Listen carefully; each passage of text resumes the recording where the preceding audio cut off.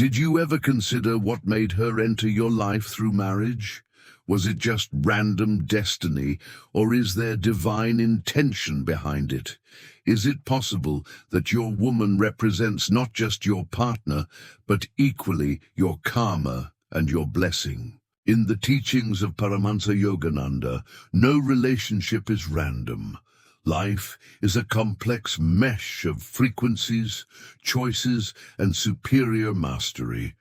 Every encounter, every connection, every loving feeling has a purpose that transcends superficial understanding. Your wife didn't arrive just with the goal of making you glad or sharing a dwelling. She came to activate something in your interior, to move the karmic energies of your previous lives, to assist you in growth through happiness and difficulties. She constitutes your image, your trial, and your backing.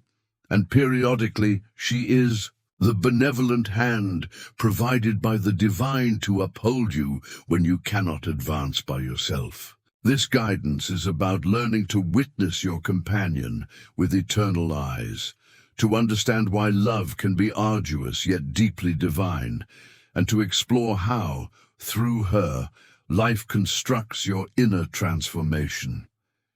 If you've ever experienced that, your marriage surpasses emotional linkage, that it bears instruction and veiled enigmas, then venture with us along this divine trail. In this life and in all previous ones, every thought, word, and action leaves an impression on your soul.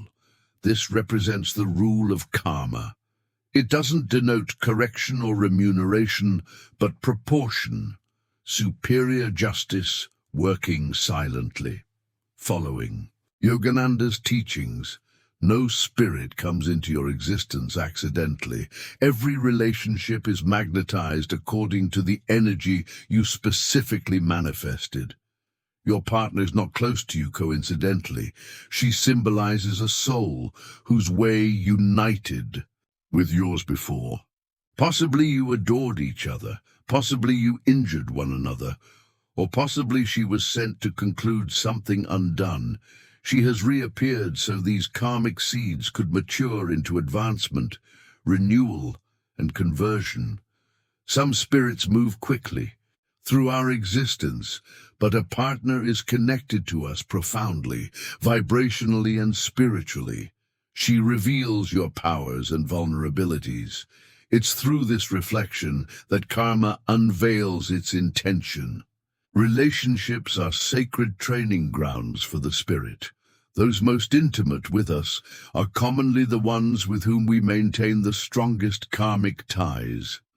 Your spouse is part of your soul's voyage back to the Creator, supporting you in fulfilling the unseen screenplay of your past behaviors. This understanding is the opening step toward a love that is sage and liberating. In the sacred rituals of India, the feminine is respected as Shakti, the creative might of the world. Yogananda enlightened us that a woman, especially as a wife, is not simply a companion, but a living representation of divine favor. When she comes into your existence through matrimony, she carries both karmic linkage and sacred possibility. If a partner observes her merely through the perspective of clinging or craving, he wastes a magnificent opportunity.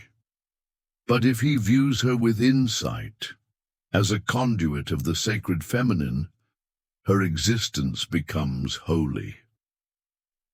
She nourishes not only your body and emotions, but also your spirit. In her expression, you encounter calm. In her force, you encounter boldness. Even in her grievances or difficulties, you discover concealed lessons that assist your development. Yogananda proclaimed, "When you learn to witness the soul in your partner, you initiate loving with sacred eyes." Your partner is not simply carrying out temporal duties. Knowingly or unknowingly, she assists you in traveling your journey. She gentles your sharp characteristics, lessens your ego, and usually delivers more than she receives. When she loves, without condition, she becomes a tool of sacred mercy. This compassion is not always tender. At moments it is acute, at moments still, but it is always sacred. Regard her as exceeding an identity or duty. She is a spark of the divine, appearing temporarily as your wife, sent by God to lift your soul. When you consider her thus, your home becomes a sacred space, and your union a journey to liberation. Commonly in wedlock we await only pleasure, convenience, and partnership. Yet Yogananda lovingly reminds us that true love, like true spiritual growth, is not always easy. Your wife is here not only to bring happiness, but to awaken you through the hidden power of karma. Karma doesn't always appear as anguish, nor is it always effortless to detect. Sometimes it manifests as emotional battles, returning designs, confusion, or the stress of two natures learning to function as one. Your wife, consciously or not, may trigger emotions, anger, pride, jealousy, insecurity, not because she is wrong, but because your soul is ready to face and transcend them. This is karma's system of learning. Yogananda said, "Every trial is a test to strengthen your soul. When your companion disputes you, she is not harming you. She is revealing something within you that is prepared to develop. Your patience grows when tested. Your ego softens when humbled. Your love deepens when it survives the storm. Rather than pondering, why is she this manner? Question, what instruction is this giving me?